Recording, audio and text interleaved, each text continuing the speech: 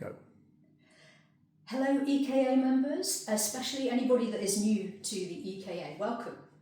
I've got a few things that I need to update you on, and I prefer to do it by video, and several of you have very kindly said that you actually look forward to these videos, so thanks. So lots of this update is about representing England. So I suggest you fast forward about 5 or 6 minutes if you're not interested in qualification but are just interested in the sport and supporting the EKA. So in terms of the qualification that we have just completed, the EKA committee met yesterday. We did a massive debrief, talked about all the different lessons learned, incorporated the feedback. We had a lot of feedback to the membership email address. And we're getting clearer about what we are going to do differently for part 2 of the qualifications.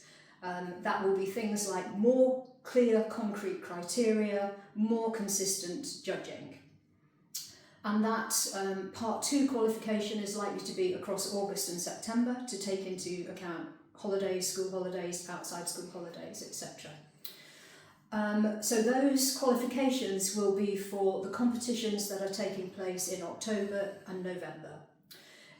There's nothing to stop you using the qualification you have done now for those October and November competitions too. You don't need to re-qualify if you've already qualified for a lift you intend to do in the second half of the year.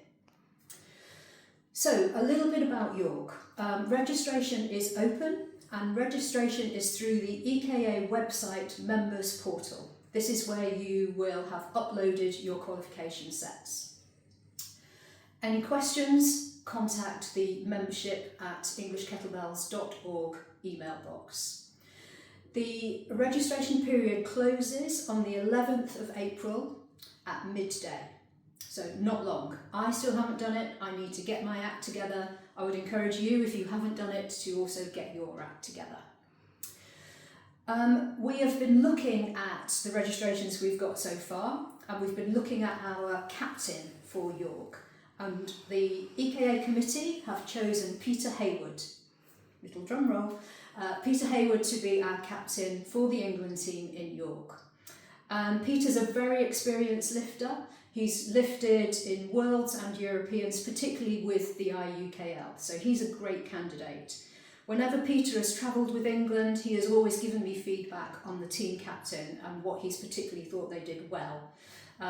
So I think that's the sign of somebody that is learning what a good captain does and is absolutely ready and capable to step up. So congratulations, Peter. One of Peter's first jobs is going to be to set up a WhatsApp group, particularly for people competing in York. And that will allow us to keep all of our FAQs in one place in that WhatsApp group. At the moment, they're all over the place. So let me just address a few of the FAQs, frequently asked questions, that are coming up. So number 1 is people ask about fees. So we have asked you this year to pay a fee to the EKA to qualify. This covers things like the work the committee do, the judging that we do. Nobody gets paid, it just goes into the pot, and then we can use that pot to fund things like competitions and gifts.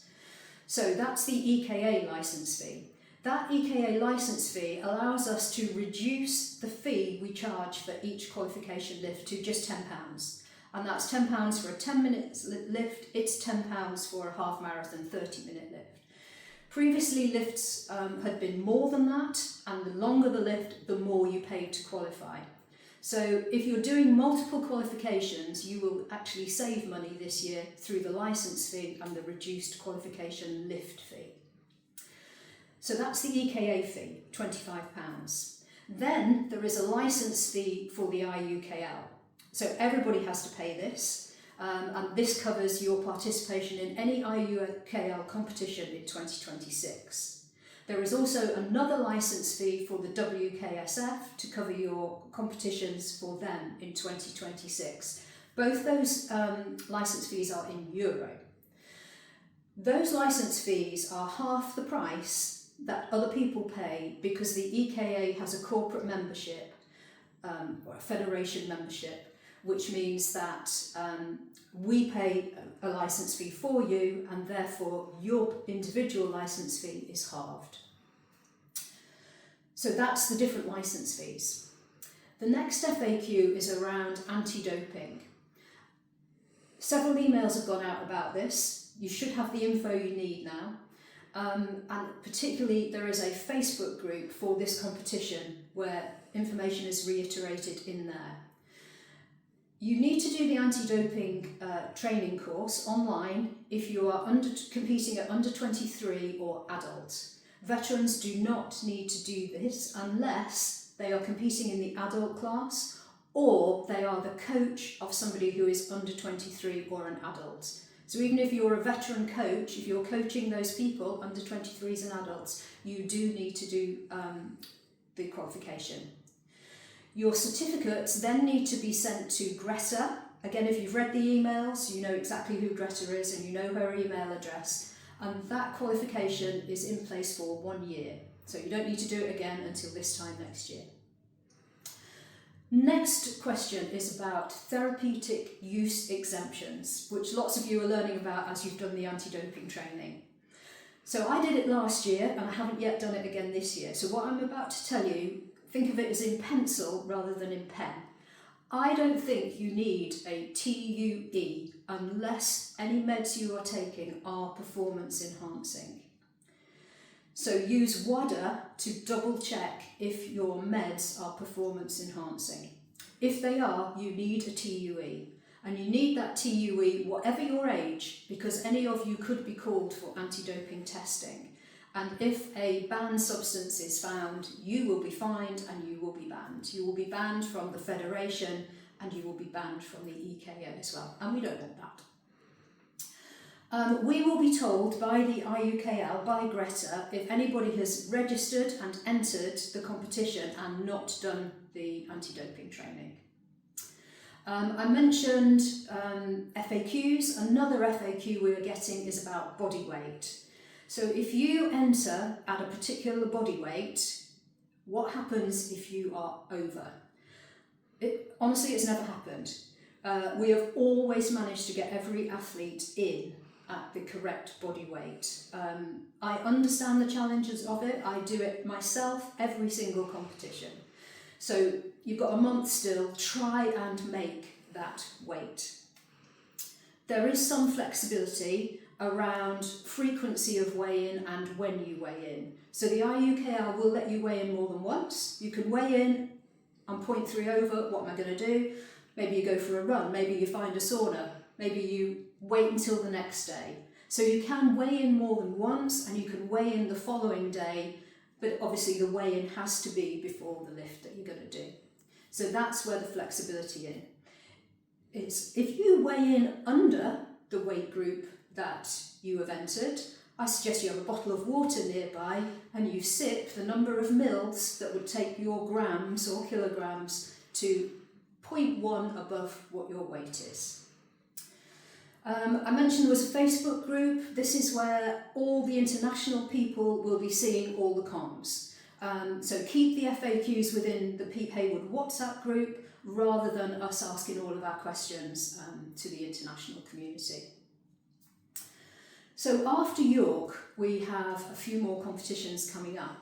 The next one is the IKMF. So the week after York, we have 5 athletes travelling out to Syracuse in New York for the IKMF World Championships Part 1. And Ollie Mell will be the captain for this group. First week of June, we have the World Championships for the WKSF in Moldova. We will look at who enters. I don't know that there's going to be that many people because it's straight after York and it's straight after New York, but we will be appointing a captain for that competition as well. So in terms of preparations for York, it's going really well. A lot of people are working very hard, so thank you to all of you that are helping us deliver this, this competition. Fundraising is going well. We have raised a lot of money, more money than I ever could have hoped for. I'm absolutely thrilled with the budget that we have now got for the York competition and possibly for exciting things beyond York. So Hannah Camden has a fundraising event tonight. Amy Crump has organised a fundraising event which is happening tonight as well. So big shout out for them. And please support us in any way you can. There is a Just Giving page as well for EKA members to contribute if they want to contribute more over and above all the fees that you've already paid for membership and qualification. So the next thing that I want to talk to you about, this is where you may have fast forwarded to, come in now if you fast forwarded, is about the future of the EKA committee. So we are looking at potentially a new structure, new roles, greater clarity, a bit more formality, a bit more process. And there will definitely be a new president. And that new president may then want to shape that structure, that clarity, that formality and that degree of process. But for now, we have had 7 expressions of interest that I'm aware of. So please get in touch with us, membership@englishkettlebells.org. And what we'd love to hear from is, we'd like to hear from you what you love doing and what particular skill sets you have. And then we will look at what the roles might be and how we might match people. And some of these positions might be temporary or they might be more fixed. But let's just look at how we can incorporate more people. I'm particularly excited that we're thinking of having a junior membership representative because we've got some great youth lifters and we want to hear from the juniors, not just the adults and the veterans. Let us know, get in touch about being part of the future of the EKA committee and shaping the EKA beyond May. So, enough from me. Lift strong, train hard, recover well, especially if you're injured. And I know I always finish my videos like this, but I've got one additional thing to add, and that is this. Always tidy your bedroom, especially if you're called